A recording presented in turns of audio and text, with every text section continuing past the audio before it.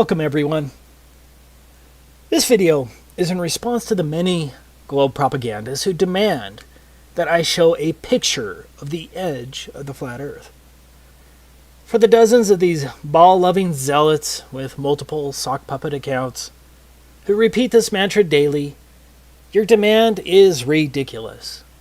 But you probably already knew that, right? And that's why you probably keep demanding it. It's actually pretty funny that I just got one of these take a picture comments an hour ago. I'm going to prove in this video that independent travel is not allowed under the Antarctic Treaty system. That fact alone should cause any thinking person to begin questioning our official models. Because something big is being hidden from we, the plebeians, and we're not talking about penguins. For most flat earthers, based on the information that we can reasonably gather, Antarctica constitutes the outer rim of the known world. In other words, Antarctica is likely the shoreline to all of the world's oceans. Like a ring magnet, north constitutes the center of our flat earth map, and south is every direction away from the northern center. And before I get a dozen comments claiming that such a magnet is impossible, here's a ring magnet shown here. Notice that south is in every direction away from the center north magnetic pole. This is where the 60th south parallel is on a Mercator map. This is the 60th south parallel on a potential flat earth azimuthal equidistant map. It seems that Antarctica constitutes the circular shore of the known world. So, demanding that I take a picture of a possible edge of the Earth, if any, requires me to not only travel below the 60th south parallel, represented by this circle, but also to cross the entire breadth of Antarctica. According to official numbers, Antarctica has a diameter of roughly 3,400 miles, and so that means our trek will include a long boat ride for hundreds of miles below the 60th south parallel, plus a minimum 6,800-mile round-trip hike across Antarctica. That's assuming the official model is correct. Maybe we could fly to one of the ceremonial pole areas, but that would still leave at least a 3,400-mile hike. In addition, we wouldn't know for sure whether the plane trip itself was interfering with our results, since the pilot would have to follow a designated path outlined by the Antarctic Treaty system, and who truly knows what direction that is until we get there. In order to be fully confident, we would really need to stick to the ground and have control over our own pathway, where we can control our direct southerly route opposite of the northern magnetic pole. Now, whether Antarctica is a smaller continent next to the outer rim, or whether Antarctica is indeed the shoreline of the known world, I don't know the answer. Flat earthers don't have a government budget to spend $1 billion to hire hundreds of cartographers and fleets of boats and planes to map the entire world. But even if flat earthers had the money, we would still run into the Antarctic problem, which is the point of this video. So, what is the Antarctic problem? It is the fact that independent travel is not allowed below the 60th south parallel in any reasonable manner to make any determination as to whether Antarctica is the shoreline boundary circumscribing the known world, or whether Antarctica is simply a continent a little north of the true but unnamed southerly shoreline of the Earth's oceans. For all we know, Antarctica may be an infinite plain that is uninhabitable at further distances. Again, we don't know. But, as I will describe in this video, I suspect that Antarctica is the shoreline circumscribing the known world due to the unbelievable restrictions placed on travel there. Excluding a couple of questionable claims, the total lack of north-south circumnavigation only proves the same. But if I'm not allowed by our governments to independently travel below the 60th south parallel and then to traverse Antarctica over 6,800 miles, then I cannot take a picture of a theoretical edge, dome, or those other lands beyond the South Pole, whatever the case may be. But you probably don't quite grasp how much area is really being blocked off under the Antarctic Treaty system.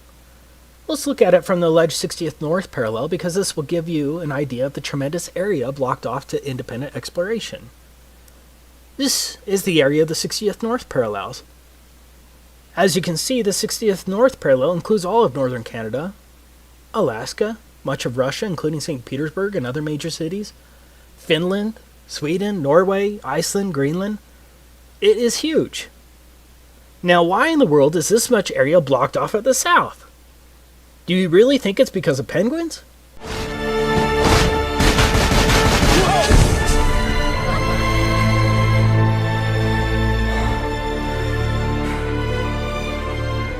You see, first there was just one, now there's thousands of them. Are they trying to tell us something? So what's the problem? Well, among other things, we are messing with their food chain. And we have got to do something about it. We suggest a ban on all marine harvesting. Do you think the child propaganda from Happy Feet is true? The Antarctic Treaty was executed in 1959 and has been in place ever since. Think about it. No country had any real alleged concerns about the environment at that time. One of the more interesting facts is that the Soviet Union also ratified the treaty, and did so from the beginning on December 1st, 1959. Do you really think the Soviets were truly concerned about the penguins and the fragile Antarctic environment? In other words, America, the USSR, and the rest of the major countries of the world remained partners in generally closing Antarctica throughout most of the so-called fake space race, the Cuban Missile Crisis of 1962, the fake moon landings, most of the Cold War, the Vietnam War, the Six-Day War, the Soviet-Afghan War, and the collapse of the Soviet Union, which at that time Russia continued as a signatory in 1992. That's some peculiar cooperation transcending international conflicts, don't you think? Do you really think that the vast resources and strategic military benefits of Antarctica were multilaterally put aside because of penguins? Even North Korea has been a signatory since 1987. For some strange reason, the Antarctic Treaty has remained sacrosanct for nearly 60 years, regardless of worldwide conflicts. For the reasonable, objective person, alarm bells should be going off right now. As I was preparing this video, I found something else that's interesting. Out of all the flags of all the countries across the Earth, can you guess which one only shows a map of the country as the emblem of the country? You guessed it. Only one. Antarctica. Yeah, the one country they want you to know the shape of. That doesn't reek of programming, does it? Let me make this clear from the beginning. Travel to Antarctica is more difficult than travel to a military base. Sure, the military base may have a visitor shop near the entrance, but if you go beyond that visitor shop or another designated travel area without clearance, you're going to get arrested, or something worse. I'm sure I already have a few globe shills ready to pounce, armed with various inanities to counter my statement, but let's ignore the global spin. This video is about evidence and facts and the reasonable assumptions based thereon. So let's decide to take a theoretical trip across Antarctica to find the edge, if any. I'm not talking about going to the visitor center along the edge of Antarctica, or an overly expensive cruise to a small ice shelf along the edge with a small excursion, or a flight to one of the multiple ceremonial poles, and then straight back again. Yeah, that's not strange at all. I must reiterate, because I will get a dozen comments telling me to take a cruise or that someone's best friend went to Antarctica. I am not talking about a trip to one of the few designated tourist locations of Antarctica. I'm talking about a real trek, pointed directly south across the entire 3,400-mile breadth of Antarctica and back again to determine whether Antarctica circumscribes the known world and to possibly determine whether there's an edge, a dome, or whatever, and then take a picture of it. I'm talking about repeating the trek of Admiral Byrd and discovering that area as big as the United States that has never been seen by a human being on the other side of the South Pole, full of minerals and such just waiting to be explored. But strangely enough, there's left in the world today an area as big as the United States that's never been seen by a human being. And that's beyond the pole on the other side of the South Pole from Middle America. And I think it's quite astonishing that there should be an area as big as that unexplored.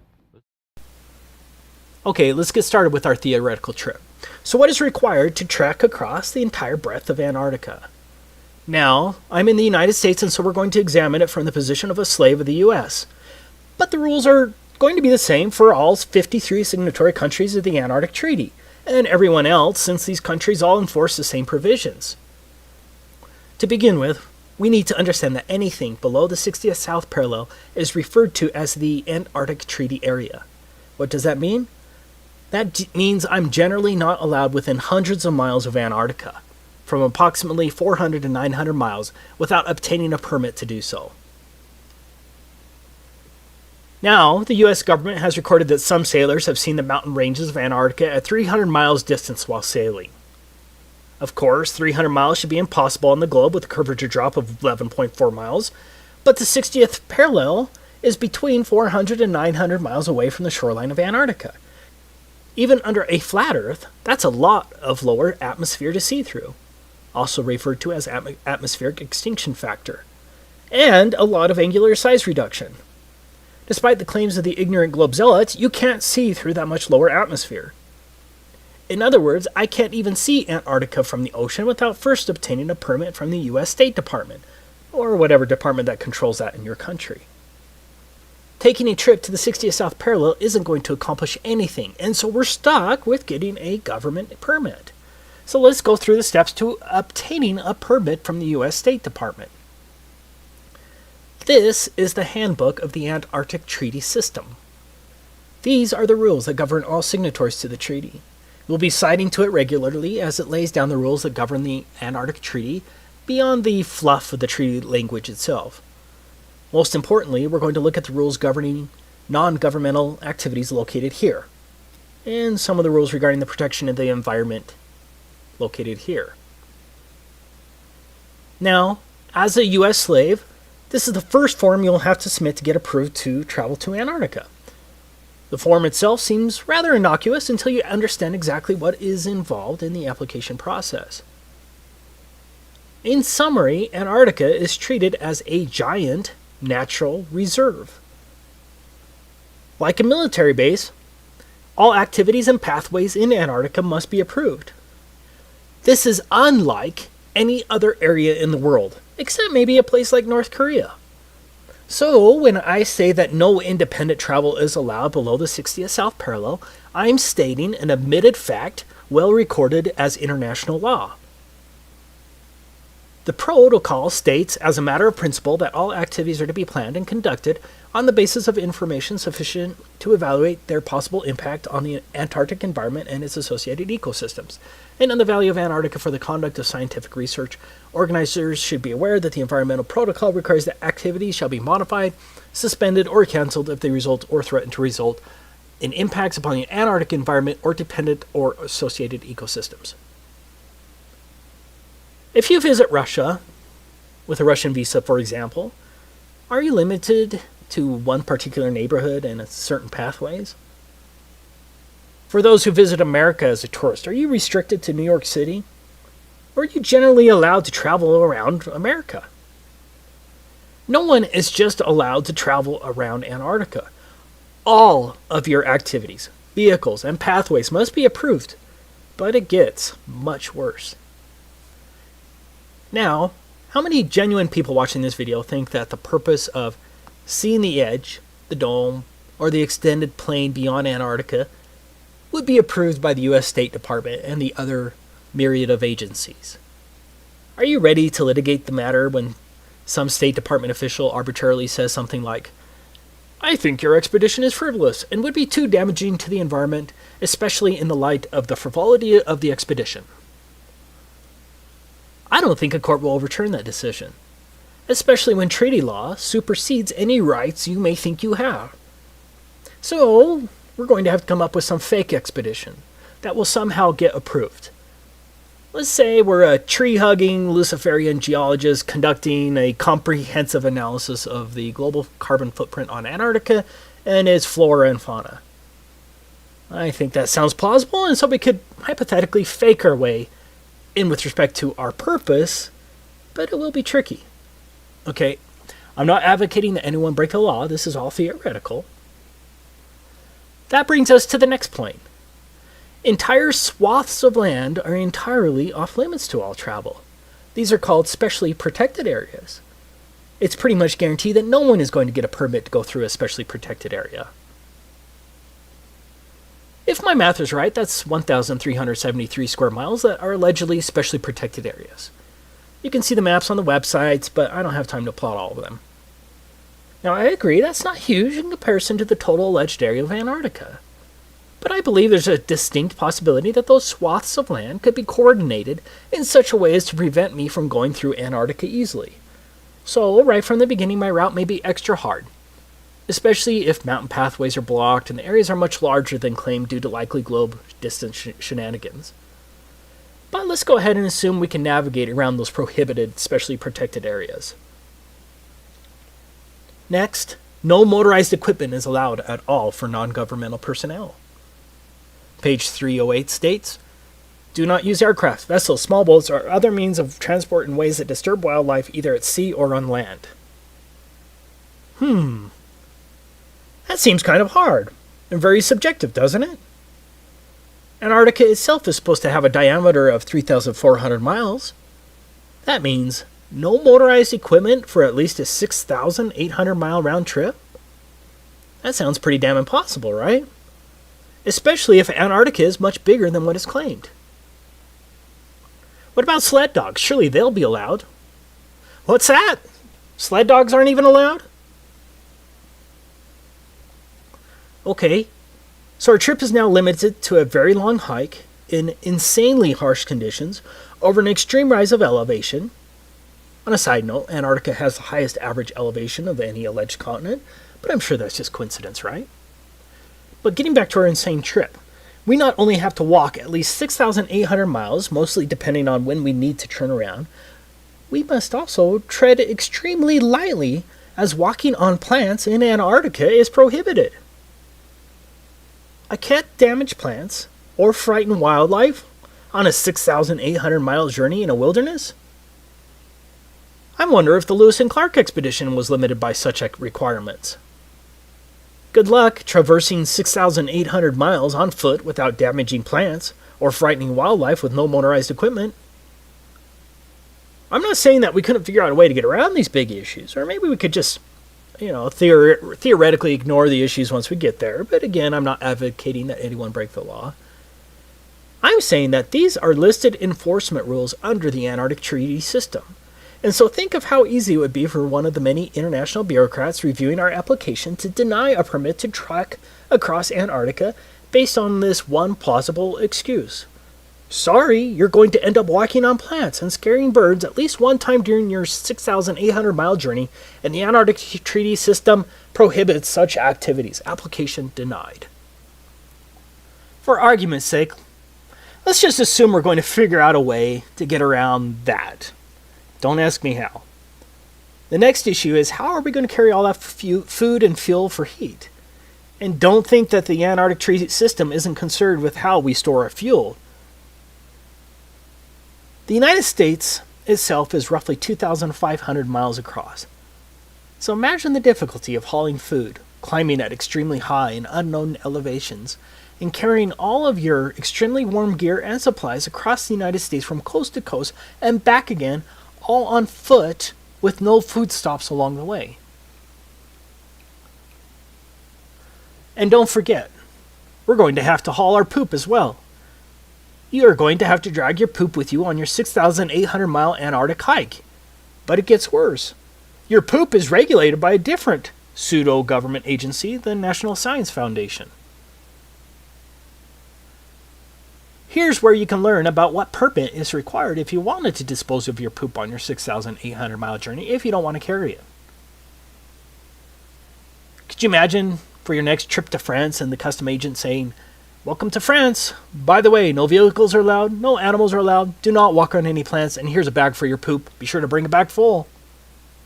If you don't want to carry your poop, you're going to have to get a permit from the National Science Foundation. Enjoy your stay. But here's another and potentially bigger problem. What if there is no edge when you get there, but the conditions only get worse? How many years of supplies can one carry by a handheld sled and some skis?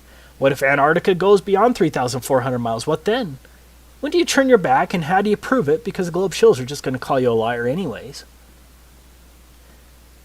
Any sane person right now would have to admit that our little trip is impossible, but we have a lot of paid-for apologists for our slave masters who will still somehow claim that I'm lying when I say that independent travel in Antarctica is prohibited. But we're not done. Going back to our form DS4131, in addition to disclosure to other parties to the treaty, the information provided may be shared with the U.S. Environmental Protection Agency to ensure compliance with 40 CFR Part 8 Environmental Impact Assessment of Non-Governmental Activities in Antarctica, as well as with other relevant U.S. agencies. This brings us to one of the most important issues facing us. What is an environmental impact assessment? No country, even North Korea, would ever require an environmental assessment before traveling across their country. It's insane. Here's the definition of an environmental impacts assessment in the U.S. Code of Federal Regulations. Environmental impact assessment means the environmental review process required by the provisions of this part and by Annex 1 of the Protocol, and includes preparation by the operator and U.S. government review of an environmental document and public access to and circulation of environmental documents to other parties and the Committee on Environmental Protection as required by Annex 1 of the Protocol. Well, let's see what the Committee for Environmental Protection says. Article 8 of the Protocol requires the parties to conduct environmental impact assessments for the Antarctic activities and provides 3 levels of assessment according to the potential impacts of each activity. The procedures for environmental impact assessment are detailed in Annex 1 of the Protocol. If a proposed activity is determined in a preliminary stage of assessment to have less than a minor or transitory impact, it may proceed. If an activity is determined as likely to have a minor or transitory impact, then an initial environmental evaluation must be prepared. If an initial environmental evaluation indicates the potential for more than a minor or transitory impact, or if such impact is otherwise determined to be likely, a comprehensive environmental evaluation must be prepared. Draft CEEs are made publicly available and considered by the CEP, which then advises the ATCM, and that's a Antarctic Treaty Consultative Meeting. Comments provided by other parties in the ATCM must be addressed in a final CE, which is used as a basis for making a decision about whether and how the activity is conducted. Same law as here. It is the comprehensive environmental evaluation that's going to kill our expedition. Here's the regulation, and this applies to all signatories, including North Korea. Any operator who plans a non-governmental expedition that would require a CEE must submit a draft of the CEE by December 1st of the preceding year. Within 15 days of receipt of the draft CEE, EPA will send it to the Department of State, which will circulate it to all parties to the protocol, and forward it to the Committee for Environmental Protection established by the protocol, and publish notice of receipt of the CEE and request for comments on the CEE in the Federal Register, and will provide copies to any person upon request.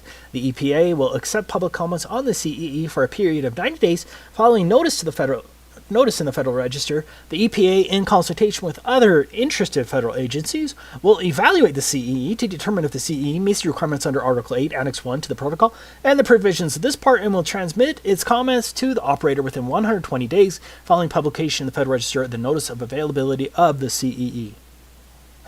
So, now, I'm sure most of you probably just went brain dead when I read that, so let me explain it. First, our CEE, that's our Comprehensive Environmental Evaluation, must pass the EPA's initial review. Not an easy task. Next, the Department of State, along with its Office of Ocean and Polar Affairs Bureau of Oceans, Environment, and Science, must review it. Next, it will be sent to all parties. That's 100 countries, by the way. Next, your assessment must be approved by an international bureaucracy called the Committee for Environmental Protection. After their highly unlikely approval, the EPA will then publish it in the United States Federal Register. Now, why would they do that? Because any supposed private tree-hugging group can now sue to stop you from going there. Once that is done, assuming you haven't been sued, then the EPA, along with all of the other interested federal agency, whatever the hell that means, evaluates it again. Do you realize the amount of legal work this would entail? Do you realize how easy it would be for any one of hundreds of entities or thousands of bureaucrats to halt your expedition? Again, this applies to all countries. One person in the comments of my last Antarctic video claimed that it wasn't necessary in the United Kingdom. Well, he lied. The Environmental or Madrid Protocol is part of the Antarctic Treaty system and applies to all countries. Here is the requirement on the UK application if you're interested. As explained above, for every person in the United States who wants to get a permit to travel across Antarctica, has to first submit the environmental impact assessment to the EPA. You know, the freedom-loving EPA. Beware! Beware! Time is short! EPA! EPA! EPA! Believe me! Believe me!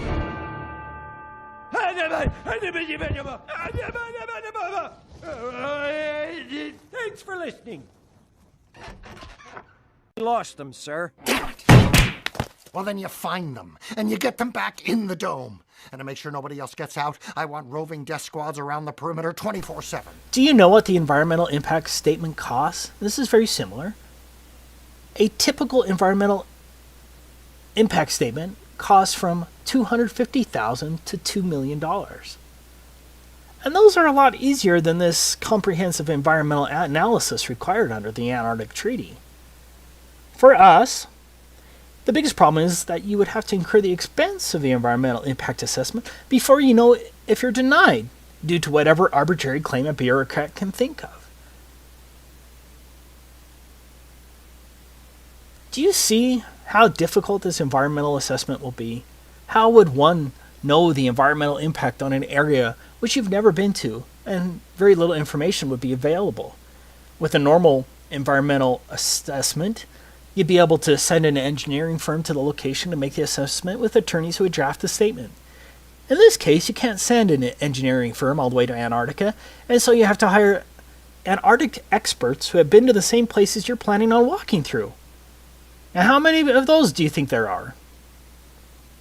I say that we can safely assume that the price of getting an environmental impact assessment approved by the EPA and the international agency would cost millions, assuming no supposed private group sues you once it's published in the Federal Register. Do you have more than $2 million to spend for an environmental impact assessment?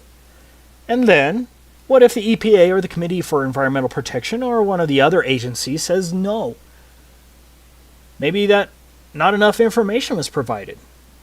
Are you ready to spend another $2 million to fight that in court? But you still have to have your purpose approved.